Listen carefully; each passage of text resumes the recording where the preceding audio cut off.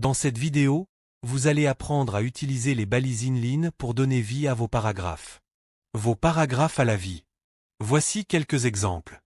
Les balises en ligne sont fantastiques car elles mettent l'accent sur un point précis. La raison pour laquelle ces balises sont appelées en ligne est que vous pouvez les utiliser dans une ligne. Prenons un exemple. Ouvrons un nouveau stylo. Créons un paragraphe. C'est un bon exemple. Une balise en ligne est une balise qui peut être placée à l'intérieur de ce paragraphe. Elle se trouve dans une ligne. Donnons donc de l'importance à cool. Ici, vous pouvez voir que cool a été mis en valeur. Voyons maintenant ce qu'il en est. Pas d'exemple. Exemple exact. Regardons les choses en face. C'est ce que fait suspens. Pensez Y comme à un surligneur. Vous pouvez donc surligner l'affichage dans quelque chose. Une avalanche de texte. Pensez Y de cette façon et ensuite je peux dire oh, donnez cette classe. Je veux que ce soit en gras. Je continue donc à voir évaluer ce que nous ferons plus tard et je dis classe bold A. Mais attendez, faisons en sorte qu'il soit plus facile pour vous de voir le rouge. Et voilà. Il vous permet de manipuler le texte à l'intérieur d'une ligne comme vous le souhaitez et vous pouvez trouver une liste de plus de 9 fois que vous pouvez utiliser comme cliquer sur le bouton de la souris. Que vous pouvez utiliser en cliquant sur le lien dans l'onglet le plus bas à droite. Dans cette vidéo, vous apprendrez ce que sont les temps de l'esprit et comment les utiliser pour donner à votre texte plus d'effet, par exemple en changeant la couleur. La couleur. Mais en allant dans ce fort dans toute une liste d'autres balises que vous pouvez utiliser dans la prochaine vidéo, vous allez apprendre à connaître les balises garçons et comment elles diffèrent des balises type.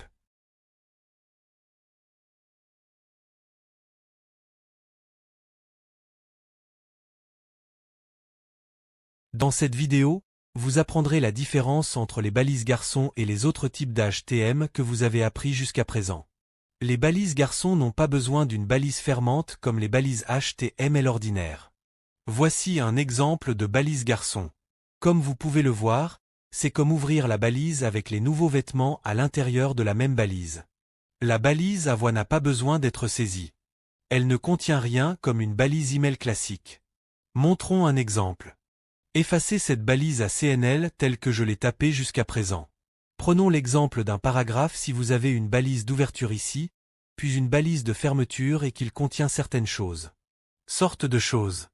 Rappelez-vous que j'ai dit que les balises sont comme des récipients Tupperware qui contiennent différentes sortes d'aliments. Donc, à l'intérieur de ce paragraphe, il y a maintenant du texte. Les balises boy sont différentes car elles ne contiennent rien. Une image en est un exemple. Pour que les erreurs s'affichent, une balise image a des attributs que vous pouvez utiliser et que nous allons voir plus en détail dans la prochaine vidéo. Nous y reviendrons dans la prochaine vidéo, mais pour donner un bref exemple, voici ce qu'il en est. Et puis vous n'avez pas pu vous est-elle. Cherchons une image rapidement. Disons que la boîte est une copie d'image et votre rôle. Il ne s'agit donc pas d'une entrée réelle. C'est un attribut. Faites en sorte que vous puissiez voir que tel ou tel lien est incroyablement long.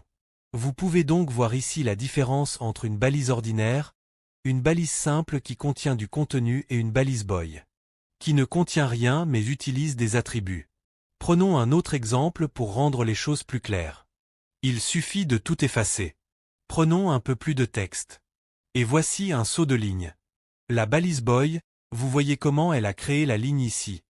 C'est un saut de ligne et c'est une balise vide parce qu'elle n'a pas d'entrée et c'est la différence entre un CML temps normal et une balise vide. Entre un CML temps normal et une balise vide. Il y a une liste d'autres balises void dans la section de téléchargement à droite. Jetez Y un coup d'œil. Vous pouvez maintenant voir tout ce que vous avez à votre disposition. La prochaine vidéo traitera des attributs HMO, comme vous venez de le voir dans une balise image, et de la manière de les incorporer dans notre répertoire de balises. Comment les incorporer dans notre répertoire de balises?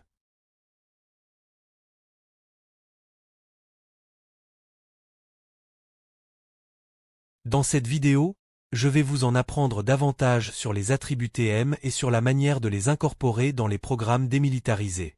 Vous savez déjà que vous avez utilisé les attributs voice female qui fournissent des données de mentorat supplémentaires pour les petites balises à utiliser et à afficher.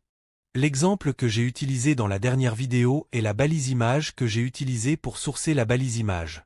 pour donner à cette balise image une image à afficher. Maintenant dit que j'ai déjà utilisé cet exemple. Utilisons un autre exemple. Créons un lien en utilisant la balise et l'attribut référence. L'attribut hreférence donne un lien URL pour aller à. Envoyons donc ce lien à google.com. Et entre les balises, ils penseront ou écriront Google. Donc ici vous voyez notre lien comme le texte Google et nous cliquons dessus, il va à google.com. La raison pour laquelle j'ai fait un clic droit sur ouvrir un nouvel onglet est que si je clique sur ce lien, il enverra ma page web actuelle à Google. Envoyer ma page web actuelle à Google. Je ne veux pas faire cela. Vous pouvez donc utiliser un autre attribut de mail pour contourner ce problème. Cet attribut s'appelle target. Nous obtenons cette valeur de =_blanc. Maintenant, lorsque je clique sur ce lien, il s'ouvre dans un nouvel onglet, ce qui est idéal si vous voulez que votre site web reste ouvert. Lorsqu'un utilisateur clique sur un autre lien.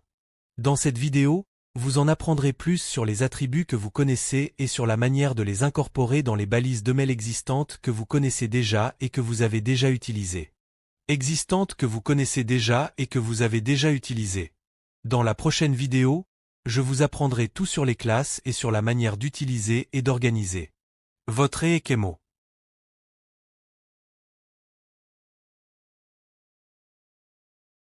Dans cette vidéo, vous apprendrez à regrouper votre CML en utilisant chaque équipe de classe. Il y a 3 raisons principales pour regrouper vos balises.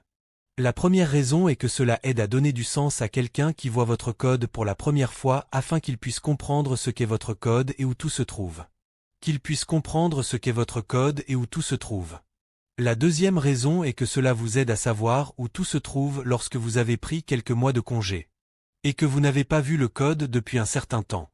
La troisième raison est qu'il est plus facile d'apporter plusieurs modifications à votre code en même temps, de sorte que vous n'ayez pas à passer par toutes les étapes. Vous n'avez pas à passer en revue chaque élément individuellement et à le modifier à la main. Cela permet d'accélérer le temps de production, et c'est ce que nous voulons. C'est d'ailleurs la raison pour laquelle nous utilisons CopanMember. Prenons maintenant une petite classe pour vous montrer ce que cela signifie. Voici donc une classe Estiama que nous appelons Picture Group. Elle contient nos images. Ainsi, lorsque quelqu'un verra ce code pour la première fois, il verra d'abord où voici quelques images et elles sont dans l'image. C'est logique, n'est-ce pas? Un autre exemple serait si vous avez un article de blog et que vous voulez regrouper tout le contenu du blog dans une classe. Dans une classe, puis dans votre groupe. Tous les titres dans une même classe. Prenons un exemple. Très rapidement pour vous montrer ce que je veux dire. Disons que nous avons un article de blog sur les compagnies aériennes. Et si nous avions un delta de votre? Nous allons lui donner une classe d'entête de blog et la convention de nommage pour HTML et COI, c'est un trait d'union entre les deux. Et d'utiliser un trait d'union entre le nom et les mots. Ainsi, nous aurons quelques connotations. Delta est assez bon. D'après mon expérience, puisqu'il s'agit d'un contenu de blog de qualité, je lui attribue une classe de contenu de blog. Nous avons donc ici un billet de blog qui est extrêmement petit mais qui reste un billet de blog et un autre billet de blog. Des articles sur Egg et sur une autre compagnie aérienne, par exemple United. Le contenu de notre blog dira que je ne sais pas parce que je n'ai pas vécu avec. Ainsi, lorsque quelqu'un consulte votre blog, il peut dire que Delta est le sujet de Glock et que Delta est plutôt bon. D'après mon expérience, c'est le contenu du blog, donc vous pouvez voir d'emblée que c'est facile à comprendre. Maintenant, je vais vous montrer comment nous pouvons changer les choses à la volée, comment les classes rendent les choses plus faciles à changer. Changeons le contenu du blog pour une autre famille de police. Donc, le contenu du blog et la famille de police sont Aoma. Vous pouvez voir ici que les deux sections du contenu du blog ont été modifiées en même temps. Si nous n'utilisions pas de classe, je devrais le faire manuellement en utilisant un standard ou quelque chose d'autre. Quelque chose d'autre. Mais il s'agit là d'une bonne pratique. C'est la meilleure pratique et c'est la manière la plus facile à utiliser. Et une dernière remarque sur la création des noms de classe, vous voulez les rendre aussi spécifiques que possible parce que si vous n'avez pas regardé le code dans la base de données, vous n'avez pas besoin de le faire. N'avez pas regardé le code depuis des mois et que vous rendez votre nom ambigu, comme au lieu de blog compte en blog. Vous ne saurez pas ce que cela signifie lorsque quelqu'un d'autre regardera ce code. Ils ne sauront pas non plus ce que cela signifie. Il faut donc qu'ils soient spécifiques. Dans cette vidéo, vous avez appris à utiliser ASTM of Class pour regrouper et organiser votre contenu HMO afin de rendre les choses plus faciles à trouver pour quelqu'un d'autre. Plus facile à trouver pour quelqu'un d'autre, plus facile à trouver pour vous-même et pour faire en sorte que vous puissiez éditer et modifier les choses sur le site. Vous pouvez éditer et changer les choses à la volée. Super facile et super rapide, c'est ce que nous faisons dans ce cours et dans la prochaine vidéo, vous allez faire passer votre groupement HMO à un autre niveau avec HT et MailIDS.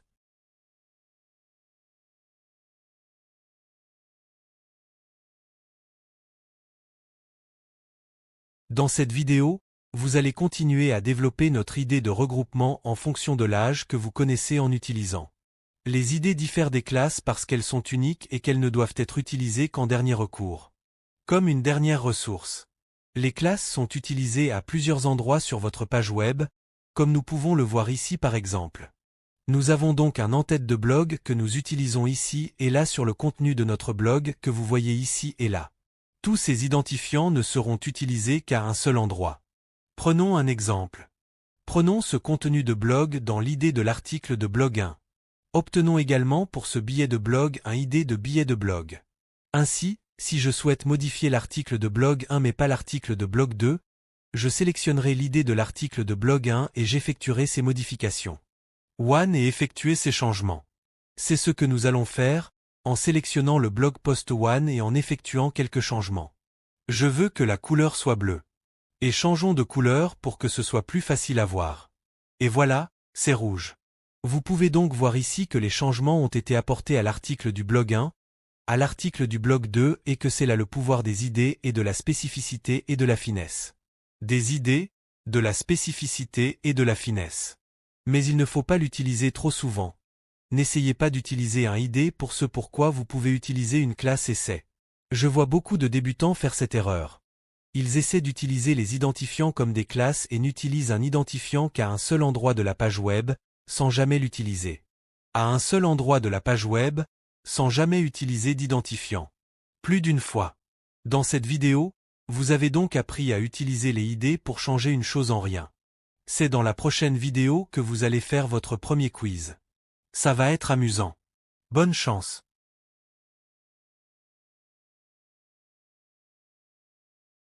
Dans cette vidéo, vous allez continuer à en apprendre davantage sur la balise image et sur la façon de l'utiliser pour placer des images sur votre page web. Des images sur votre page web.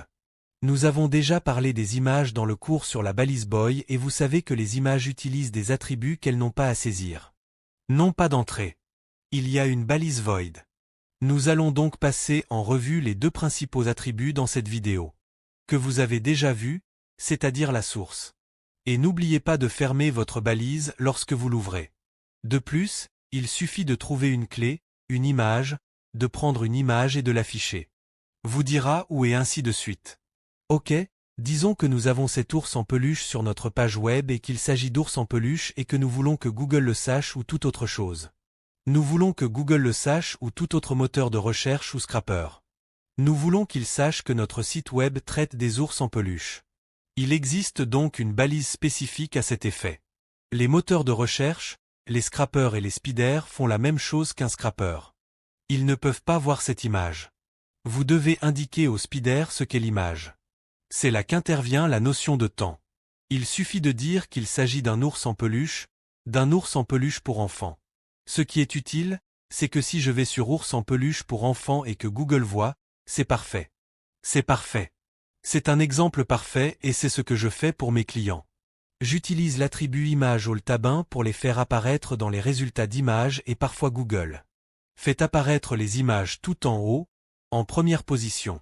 Cliquez pour toutes les recherches tout en haut. Parfois, c'est ici. Tout dépend de la façon dont Google modifie ses résultats. Vous savez comment ils affichent leurs résultats, les changements et aussi l'affichage ici dans Google Images. Donc si vous savez qu'un client potentiel est à la recherche de vous dire qu'ils veulent regarder les images. Peut-être. Je veux dire que c'est toujours une possibilité, mais c'est l'emplacement numéro 1 que vous voulez voir dans Google. C'est pourquoi l'attribut alt est très pratique parce qu'il ne peut pas voir les images. ce que c'est et ensuite vous apparaissez pour ces mots-clés spécifiques. Et voyons ce qu'il en est. Je vais vous montrer comment changer la taille. Mais je ne m'en souviens pas, alors cherchons. Vous allez devoir apprendre à chercher la documentation de toute façon.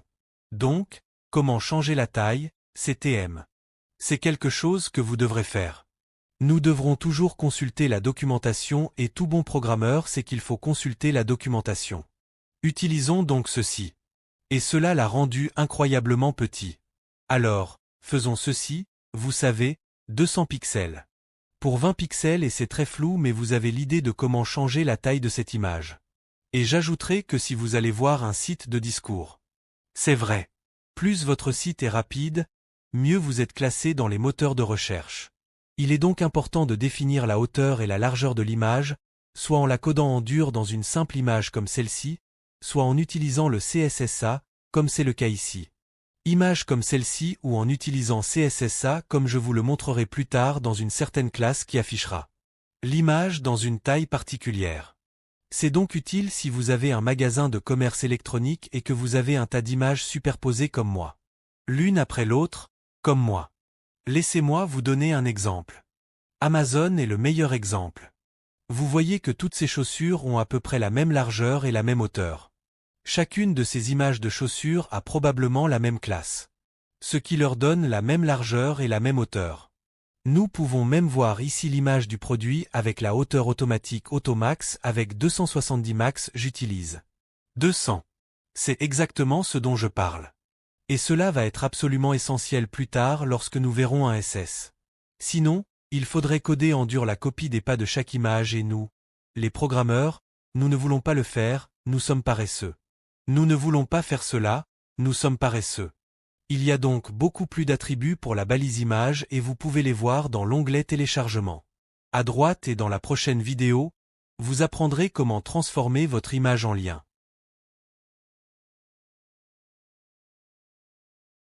Dans cette vidéo, vous allez apprendre à créer des liens pour votre page web. Les liens sont la viande et les pommes de terre de votre page web, car c'est ainsi qu'un visiteur se rendra d'un site à l'autre. À un autre. Je vais donc vous donner un exemple. Vous allez utiliser la balise dans l'attribut hreférence. Et nous allons l'envoyer à Google et vous devez vous assurer que vous lui donnez une adresse correcte. Sinon vous n'obtiendrez pas d'erreur ou cela ne fonctionnera pas. Le voici donc. Nous allons l'ouvrir et il nous renvoie à Google. Vous pouvez maintenant utiliser l'attribut target. C'est ce que je vois. Je clique dessus et il s'ouvre dans un nouvel onglet. La raison pour laquelle c'est bien, c'est que cela laisse la page web originale ouverte, de sorte que l'utilisateur n'a pas à passer par 1 million de backspace pour essayer de trouver un site web parce que vous voulez rendre l'utilisation de votre site web aussi facile que possible. À l'utilisateur d'utiliser votre site web. Aussi évident que cela puisse paraître, cela incitera l'utilisateur à rester sur le site. De plus, en gardant cette page web active plus longtemps, cette activité sera mieux classée sur Google ou d'autres moteurs de recherche. Voici un bon exemple d'interopérabilité entre un site web et un autre. Voici un bon exemple d'interlien. Il s'agit d'une ligne extérieure. J'ai fait un lien vers quelque chose en dehors de mon site web. Il s'agit d'un lien sortant, mais les liens entrants ou les interliens de building sont tout aussi importants. L'exemple parfait est celui de Wikipédia. La première chose qui me vient à l'esprit, ce sont les ours polaires, et vous voyez tous ces liens. Si je clique sur glace de mer, cela m'amène à la page web qui fait toujours partie de Wikipédia mais c'est glace de mer et mer c'est le texte d'ancrage. Icen si this is encore text style like Arctic Ocean is encore red text et vous voyez ce que je pourrais faire avec target blank si nous cliquons sur ce lien. Avec target blank si nous cliquons sur ce texte, l'ours polaire reste ouvert. Ainsi, je pourrais revenir en arrière et référencer la page web de l'ours polaire au lieu d'avoir recours à la presse comme je devais le faire. Comme j'ai dû le faire. Il est donc important d'avoir ces interliens sur votre site web. Vous ne voulez pas en avoir beaucoup, je veux dire que c'est Wikipédia. Si c'était dans Wikipédia, ce serait une surenchère totale d'interliens. Ou deux. La raison pour laquelle c'est important, c'est que cela indique aux moteurs de recherche et aux scrappers ce que votre contenu est principalement. L'intégralité de votre site web apparaîtra dans votre texte d'ancrage. Ensuite, Google ou tout autre moteur de recherche a une bonne idée du contenu de votre site web et il vous classera en fonction de ces éléments. Vous classera en fonction de ces éléments. Je veux dire que ce n'est pas aussi inclure, vous savez, comme il n'inclut pas la navigation purement dans le texte. Dans le texte. Juste un ou deux liens, mais c'est toujours bien d'avoir une bonne navigation et des choses en haut et vous savez, nous allons aller sur le site pour voir ce qui se passe. Nous y reviendrons plus tard dans les projets. Comme je l'ai dit dans la dernière conférence, comment créer votre image, ce que vous feriez ici pour votre entrée, c'est de mettre une image dans le texte. L'entrée, c'est de mettre une image. Quelle est la bonne image pour nous? Nous verrons bien ce qui se passe, mais sur Google, nous trouverons une image. Faisons un doodle pour Google. Prenons cette image. Voilà mon image. Même si je ne l'ai pas fermée, j'ai enfreint ma propre règle, à savoir que je joins mon étiquette chaque fois que je l'ouvre. C'est honteux, c'est honteux. Mais maintenant, vous pouvez voir que lorsque je clique sur cette image, elle va sur Google et que l'attribut target blanc est toujours actif. Vous savez maintenant comment créer des liens vers le reste de votre page web. Et vers les pages web sortantes également. Dans la prochaine vidéo, nous nous pencherons sur le deuxième défi de codage. J'attends cela avec impatience.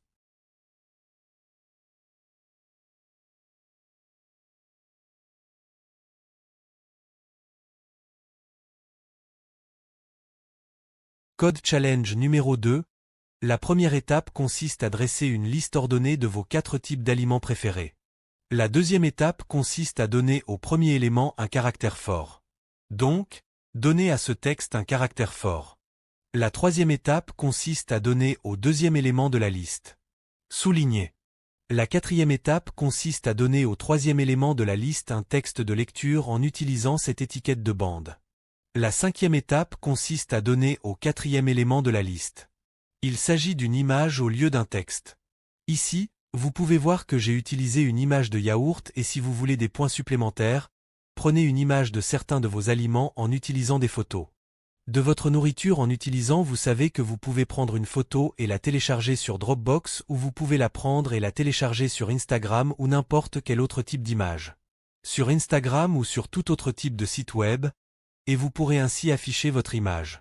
Et bien sûr, si vous le faites, partagez-la dans la section de discussion à droite pour que nous puissions tous la voir. Le chef génial que vous êtes, la nourriture géniale que vous obtenez. La sixième étape consiste à donner à chaque élément de la liste une idée de son propre nom. Dans cet exemple, le premier élément est le pad thai. Je donnerai à l'élément ou à l'idée pad thai un nom, puis au deuxième élément un idée, pizza, etc. La septième étape consiste à donner au groupe tous les produits alimentaires taxés. Les points 1 à 3 et la liste des catégories d'aliments, en veillant à utiliser la bonne enveloppe pour chaque équipe, catégorie ou membre. L'équipe, la classe ou le membre, c'est-à-dire le trait d'union, la minuscule et le trait d'union. Une fois que vous avez terminé, n'hésitez pas à partager votre expérience dans la section de discussion.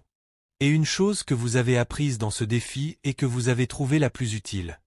La prochaine vidéo vous expliquera comment j'ai relevé ce défi.